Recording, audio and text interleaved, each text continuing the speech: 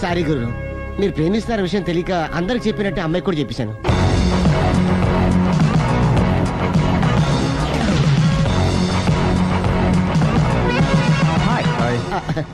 కూర్చో. It's okay. ఏంటి late ఎంట్రీనా? మీకేముందండి, బోలని వ్యాపారాలు ఉన్నాయి, దాంట్లో ఇది ఒకటి అలాగ వస్తుంటారు ఇలా వెళ్ళిపోతుంటారు, కానీ ఎంట్రీ మాత్రం కరెక్ట్ ఎంట్రీ అండి. నేను ఎప్పుడొస్తే ఏముందిరా, మా రాఘవ ఉన్నాడు కదా, ఇంత ఇచ్చిది పెట్టించాను, ఇంత చేశాడు.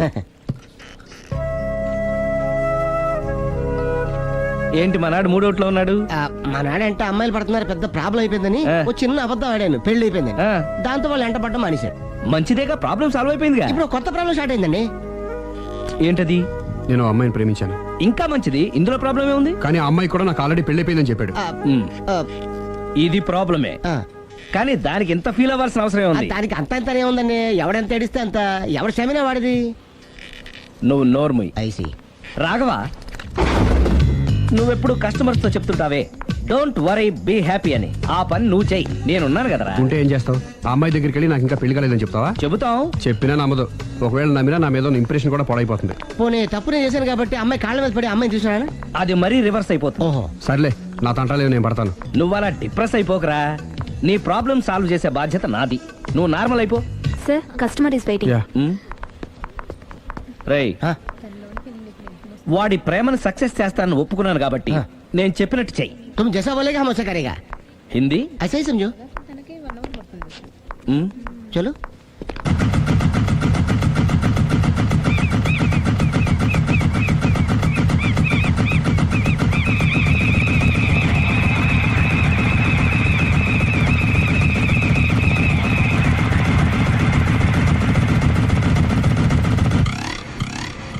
అలీ, అరే మీరా, మీరు కూడా అయితే గుడికి వస్తారా? ప్రతి శుక్రవారం వస్తాను. నేనైతే రోజు వస్తుంటాను. నిన్నెప్పుడూ చూడలేదే. నేను గుడిలోకి రానండి, ఆ మెట్ల మీద కూర్చొని దండం పెట్టుకొని వెళ్ళిపోతుంటాను. ఎందుకు? నీకేమైనా కష్టాలు పెడుతున్నాడా? నాకు కాదండి, మన రాఘవ ఉన్నాడు కదండి, అవును. అతనికండి. ఆయనకా?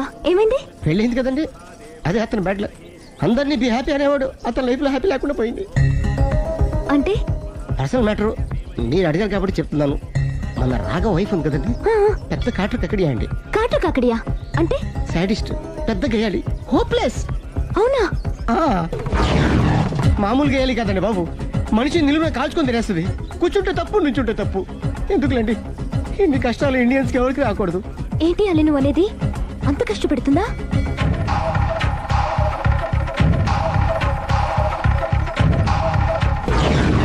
ఎంత కష్టపెట్టినా పర్వాలేదండి. గుడి చెప్పకూడదు, అయినా చెప్తున్నాను, క్షమి స్వామి. ఒక దారుణ విషయం చెప్పరా, రోజు బారుకెళ్ళి వితౌట్ వాటర్ ఫుల్ బాటిల్ కొట్టేస్తుందండి. మందు కొడుతుందా? మందు కొడితే పర్వాలేదండి, మందు కొట్టి ఇంటికి వచ్చి గుండు కొడుతుందండి బాబు. నిజమా? ప్రామిస్, ఒట్టు. కొడుతుందా? మరి ఆయన ఎలా భరిస్తున్నారు? కట్టుకున్న పెళ్ళం కదండి, అప్పటికే ఆడికి చాలాసార్లు చెప్పి చూశానండి. ఒరే వదిలేరా, గివ్ హార్ట్ డైవర్స్ అని చెప్పానండి. కరెక్ట్. డైవర్స్ ఇచ్చేసి మళ్ళీ పెళ్లి చేసుకోవచ్చుగా. వాడి మాట వినానండి. ఒక్కసారి డైవర్స్ ఇచ్చిన మగాండి మళ్ళీ ఎవరు పెళ్లి చేసుకోరేమోనని మావాడు భయం అండి. అదేంటి? ఆయన మళ్ళీ పెళ్లి చేసుకోలే కానీ ఏ అమ్మాయి అయినా సిద్ధపడుతుంది. చూసారా, మావాడి గురించి మీరు ఎంత బాగా ఆలోచిస్తున్నారు. ఎవరిదాకా ఎందుకండి, మీరు మావాడిని పెళ్లి చేసుకోండి. జస్ట్ చెప్తారు అంతే. మళ్ళా మన మాట, మా రాఘవని మీరు ప్రేమిస్తున్నారు, నాకు తెలిసి మా వాడికి మీరంటే బాగా ఇష్టం. తెలియకుండా ప్రేమిస్తూ ఉండొచ్చేమో. ఇంకెందుకు ఆలస్యం, ప్రొసీడ్.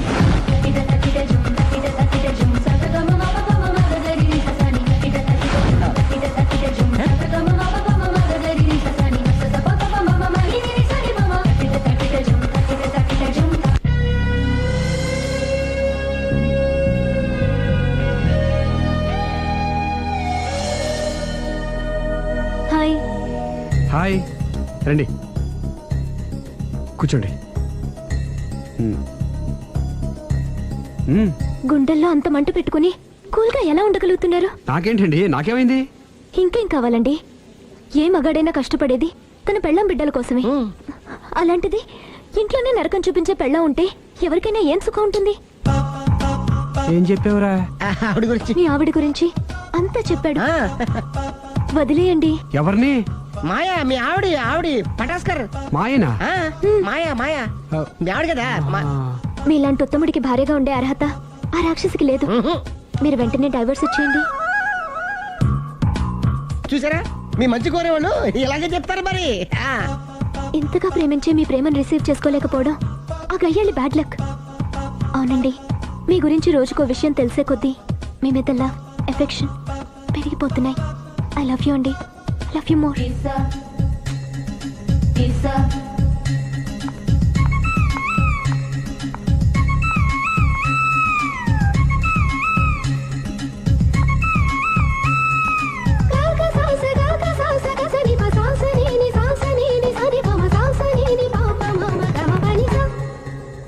ఆ అమ్మాయి ముద్దు పెట్టింది ఈ చేతికేగా.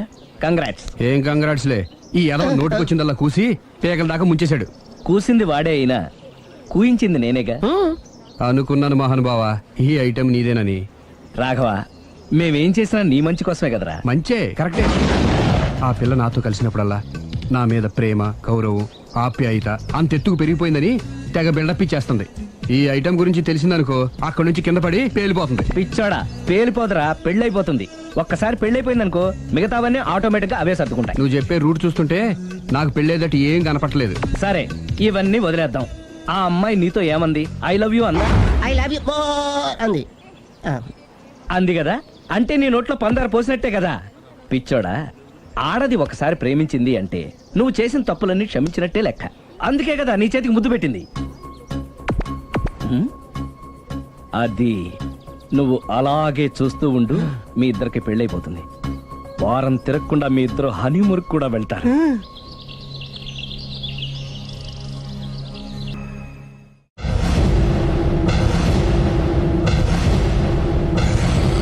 అరే బిడ్డ, ఈ డేంజర్ రాస్తూనే నాకు రాలా. నన్ను చూస్తే కాకి అరవదు, కుక్క మరగదు, చెట్టు ఊగదు, కరెంట్ ఎలగదు. అలాంటి నాతోనే లొల్లి చేస్తావురా? ఓవర్ కాన్ఫిడెన్స్ పనికిరాదు.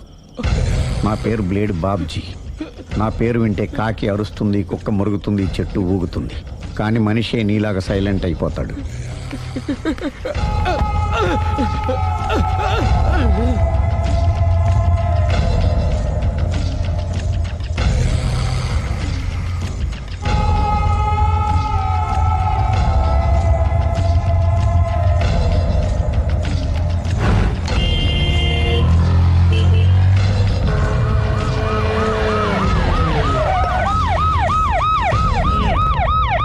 ఏం జరిగింది? చూస్తే కనబడ్డంలా మర్డరు. ఎవరు చేసి ఉంటారు? అదే మనం కనిపెట్టాల్సింది. Mister constable, that is too much. ఎక్కడి వాళ్ళక్కడే ఉండి ఏమైంది? మర్డర్. మడ్రా? పట్టపగల 10 మందిలో మడ్రా? పట్టపగలు కాదు, మిడ్ నైట్ ఎవరు లేనప్పుడే. దేంతో చేశాడంటారు? బ్లేడ్. బ్లేడా? మడ్రలు కూడా మరీ ఇంత చీప్గా చేస్తున్నారా? కాదు, కాస్ట్లీ 25 లక్షలు. 25 లక్షలా?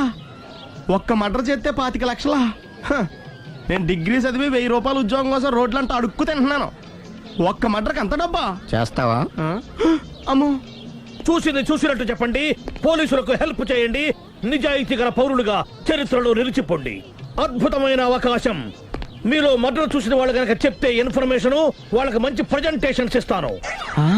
వాడేసుకున్న షర్ట్ కలర్ చెప్తే కలర్ టీవీ, వాడి హైట్ చెప్తే ఫ్రిజ్, ఫేస్ ఆన్ వారు చెప్తే వాషింగ్ మిషన్, వాడిని పట్టి ఇస్తే 2 లక్షల డబ్బులు లేక ఒక మారుతి కారు.